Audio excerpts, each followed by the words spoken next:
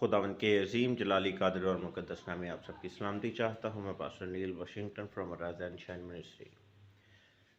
میرے عزیزو، آج ہم اس بات کو دیکھیں گے کہ خدا یسوع مسیح جب اس دنیا میں آئے اور بشری زندگی میں انہوں نے بشری منادی کی، تو ان کی اس بشری زندگی کے اندر کیوں نہیں مذہبی رہنماؤں، سردار کاہنوں اور فقیہوں فریسیوں سے بن پائی؟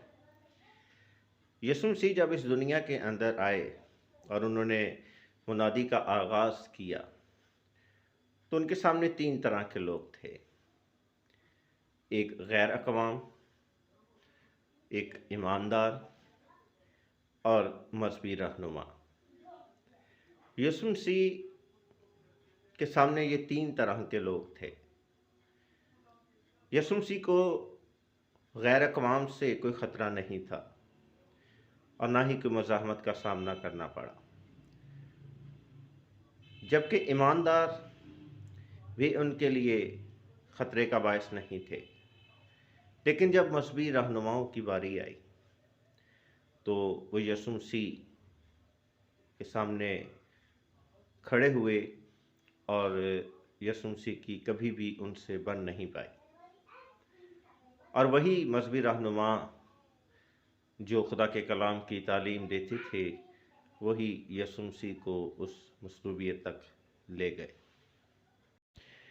اور یہاں پر یسوع مسیح اور فقیہوں اور فریسیوں اور سردار کاہنوں کے مابین جو سب سے ایک اہم وجہ تھی، وہ یہ تھی کہ یسوع مسیح کلام کو مانتے تھے اور فقی اور فریسی بھی کلام کو مانتے تھے، لیکن پرابلم یہ تھی کہ یسوع مسیح جو ہیں وہ روایات کو خدا کے کلام کی سچائی پر غالب نہیں لاتے تھے، جبکہ فقی اور فریسی جو ہیں وہ روایات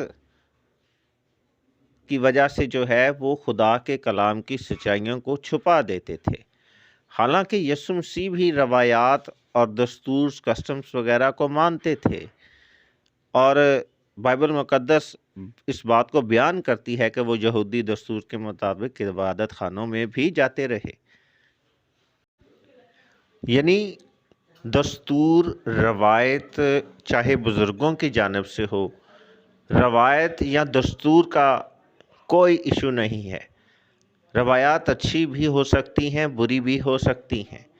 اچھی روایت اگر خدا کی جانب گامزن کرتی ہے تو ٹھیک ہے، لیکن ایسی روایت یا ایسا دستور جو خدا کے کلام کی سچائی، اس کے مقصد کو چھپا دے، وہ دستور، وہ روایت کہیں سے بھی ہو، اپنی ہو یا بزرگوں سے ہو، وہ درست نہیں ہے۔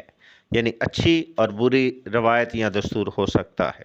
اور یسوع مسیح نے بھی اس بات کو اپنی بشری زندگی میں بیان کیا کہ سبت انسان کے لیے بنا ہے، نہ کہ انسان سبت کے لیے بنا ہے۔ یہاں اکثر لوگ یہ سمجھتے ہیں کہ خدا یسوع مسیح نے سبت پر کوئی انگلی اٹھائی یا مخالفت کی۔ اس وقت کے مذہبی عالم بھی یہی سمجھتے تھے، لیکن سبت پر کوئی بھی تہمت نہیں لگائی گئی۔ سبت کو یسوع مسیح نے بھی فالو کیا، لیکن اس سبت کو لے کر جو مذہبی عالموں نے اپنی روایت، اپنا ایک مائنڈ سیٹ کریٹ کیا تھا، اس پر یسوع نے جو ہے وہ بات کی۔ جب انہوں نے ایک شخص کو شفا دی جس کا ہاتھ سوکھا ہوا تھا، تو وہاں پر یسوع مسیح نے جو بات کہی، انہوں نے کہا فقیہوں اور فریسیوں سے اور اس شخص سے بھی جسے شفا دی، کیا سبت کے دن نیکی یا بدی کرنا کیا روا ہے؟ کیا ایک شخص کی ایک ہی بھیڑ ہو، اگر وہ کسی کنویں میں گر جائے تو کیا اسے وہ باہر نہیں نکالے گا؟ تو یہاں پر سبت کی رسپیکٹ اپنی جگہ پر ہے، لیکن خدا کا کام سبت والے دن بھی قائم و دائم رہتا ہے۔ اور جب ہم خدا کے کلام کو پڑھتے ہیں تو خروج کی کتاب میں بھی ہمیں اس کا بارہا ذکر ملتا ہے کہ خداوند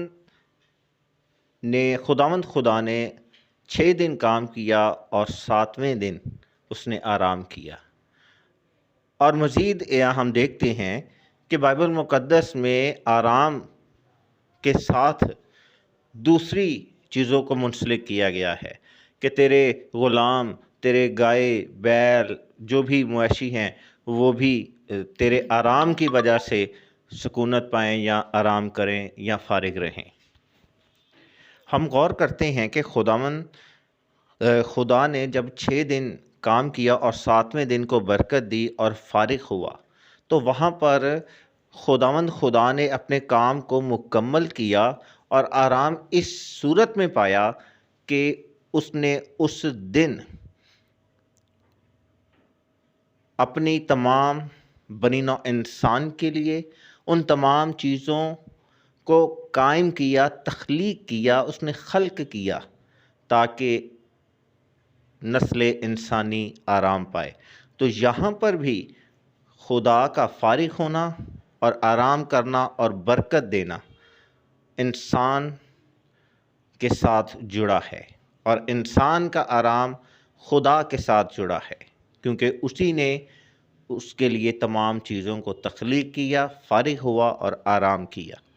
تو اے میرے عزیزو، یہاں پر ہم دیکھتے ہیں کہ خدا جو ہے وہ انسانوں میں سے ہو کر خود کو ظاہر کرتا رہا۔ اس نے اپنے اکلوتے بیٹے خداوند یسوع مسیح کے ذریعہ سے بھی خود کو ظاہر کیا، اور پیدائش کی کتاب میں لکھا ہے کہ خدا نے انسان کو اپنی صورت اور شبیہ پر بنایا، یعنی کسی نے بھی خدا کو نہیں دیکھا، اور کوئی بھی اس لائق نہیں ہے انسانوں میں سے کہ وہ خدا کو دیکھ سکے، کیونکہ خدا پاک ہے اور گناہ گار اسے دیکھ نہیں سکتا۔ اسی لیے خدا کی صورت اور شبیہ کو دیکھنا تو انسان میں دیکھنا ہے، اور انسان میں سے جب اس کی صورت اور شبیہ دکھائی دیتی ہے تو گویا وہ باپ کو دیکھتا ہے، خدا کو دیکھتا ہے۔ اسی لیے انسان میں سے خدا کی صورت اور شبیہ ظلم اور جبر پر مبنی نہیں ہے یا اپنی سوچ پر نہیں ہے، بلکہ اسی سوچ پر ہے کہ خدا کا آرام اسی میں ہے کہ اس کی نسل جو ہے وہ آرام پائے۔ اسی لیے استثنا 30 باب 11ویں آیت میں خدا نے اپنے بندہ کے ذریعہ سے کلام کیا کہ خدا کے جو احکام ہیں یا حکم ہیں وہ مشکل نہیں ہیں اور نہ تم سے دور ہیں اور نہ تم ان سے دور ہو۔ اسی لیے فلپیو 4 باب 8ویں آیت کے اندر بہت ہی خوبصورت کلام مرقوم ہے، اور وہ کیا ہے؟ لکھا ہے، غرض اے بھائیو جتنی باتیں اچھی اور جتنی باتیں شرافت کی ہیں اور جتنی باتیں واجب ہیں اور جتنی پاک ہیں، جتنی باتیں پسندیدہ ہیں، جتنی باتیں دلکش ہیں، غرض انہیں کیا کرو؟ نیکی اور تعریف کی باتیں ہیں، ان پر کیا کریں؟ غور کرو۔ تو اے میرے عزیزو، یہاں پر ایک اہم اور بات یاد آئی کہ ہم جب بائبل مقدس کو پڑھتے ہیں گنتی 15 باب کو، تو اس میں ہمیں ایک ایسے شخص کا ذکر ملتا ہے جو کہ سبت والے دن لکڑیاں چن رہا تھا، اور اسے پکڑ لیا گیا، اسے دیکھ لیا گیا اور اسے موسیٰ کے پاس لے گئے، اور خداوند نے موسیٰ سے کلام کیا کہ اس شخص کو لشکرگاہ سے باہر جا کر سنسار کیا جائے، اور ایسا ہی کیا گیا۔ تو اے میرے عزیزو، یہاں پر ہمیں ایک اور سیکھ ملتی ہے کہ سبت اپنے نبوتی پیغام میں آرام کا دن رکھتا ہے، یعنی سبت کے آرام کا دن باقی ہے۔ تو جو اس دن بھی دنیا کی فکر میں لگا رہے گا وہ جان سے ہلاک کیا جائے گا۔ جہاں رونا اور داندوں کا پیسنا ہے، ہمیں وقت سے پہلے تیار ہونا ہے اور اس دن اس میں سکونت کو اختیار کرنا ہے۔